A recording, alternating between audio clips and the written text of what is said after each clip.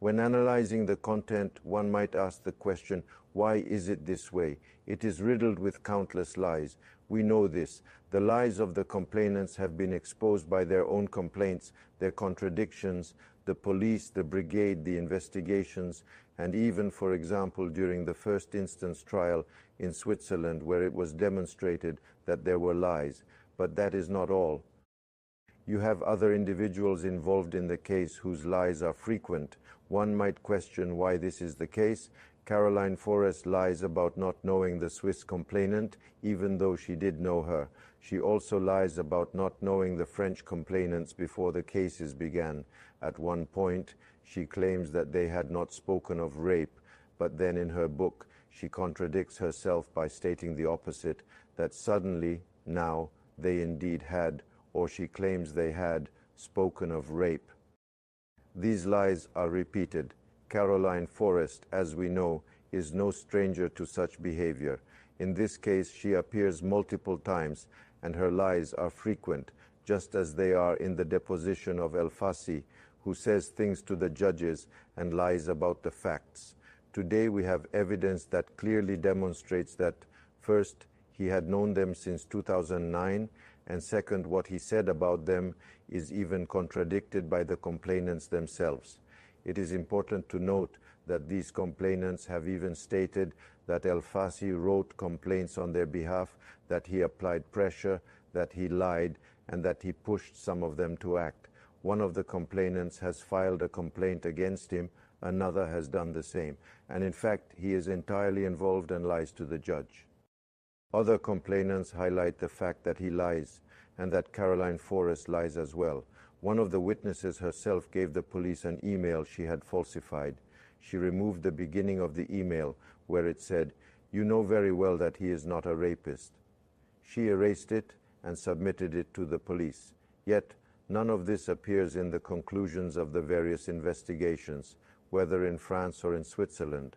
These lies are no longer solely the actions of the complainants, but of all those upon whom the complainants' versions rely. When lies are added to lies to accuse an innocent person, it becomes a legal case that does not honor the truth, but instead glorifies manipulation and an omnipresent falsehood. And when lies emerge to accuse an innocent person, one must ask, who is guilty, who is the victim, and who, from this perspective, seeks to accuse an innocent person to defend interests that are either ideological or political. That is the real question, and the case speaks for itself. What must be said about these matters, about these files, is that they have been part of my life for the past 7 years, ultimately with the goal of preventing me from living and limiting my ability to think, act, or defend my opinions. There are several things I wanted to highlight. The first is that from the very beginning I have continued to proclaim my innocence. I am innocent of all the accusations made against me. The files, in fact, only confirm this entire story. The idea that I could be violent, or that I allegedly admitted to being violent, is a lie. Because not only have I never admitted to being violent, but I am not violent. I do not know this kind of violence. As for the violence I am accused of, which could from this perspective lead to excesses, it does not align with what I have stated from the very beginning. Everything that has been highlighted and constructed by the media in this way should alert us to two things. We are told that there is independence in the justice system, whether in relation to politics or the media. The proof is clear. If this were truly the case, and it is in several matters, then all the more so, my case is emblematic from this perspective. If there is something emblematic about my case, it is this gray area that exists between the law, the media, and politics. First, because when I was before the judges, the media sometimes knew, even before I left the office, what had been said in the secrecy of the investigation.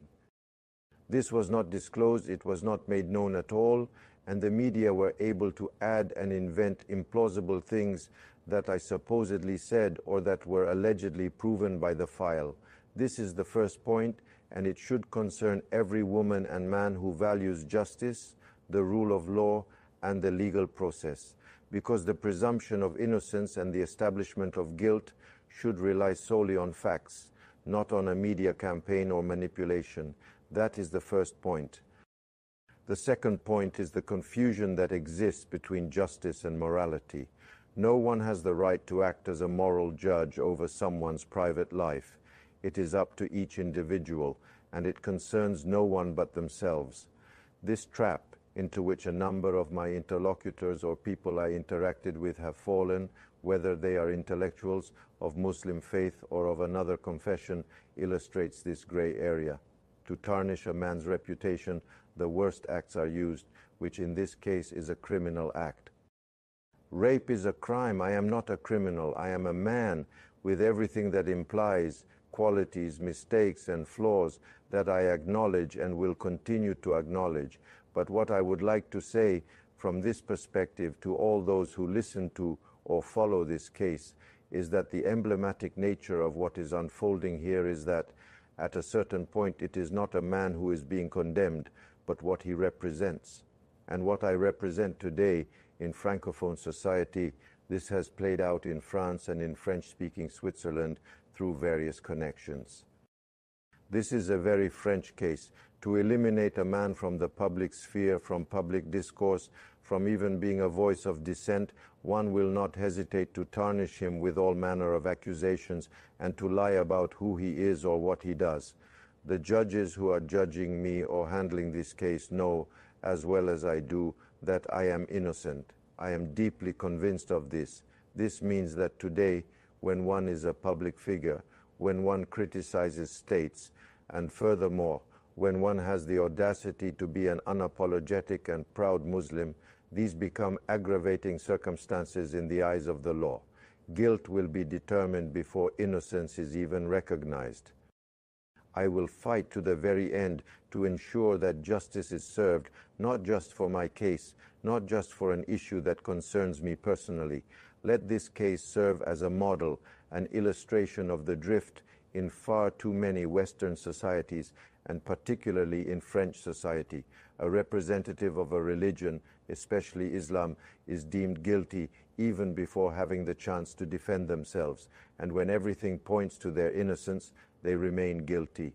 The question then arises, are they guilty of actions they did not commit, or are they guilty of the image they represent, of the religion they defend, of the ideas they promote, and of the dissent they express through their social, intellectual, and political engagement? This is what it is about. And to all those who, regardless of their beliefs or confessions, remain silent in the face of this injustice because they dislike what I represent, it must be said, if you accept injustice against what you do not like, what kind of justice are you defending?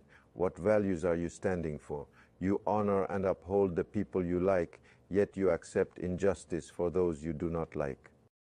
This is not my belief, this is not my destiny, and this is not my commitment, and against this I will fight my entire life. Justice must be for every living individual, whether we agree with what they think or not.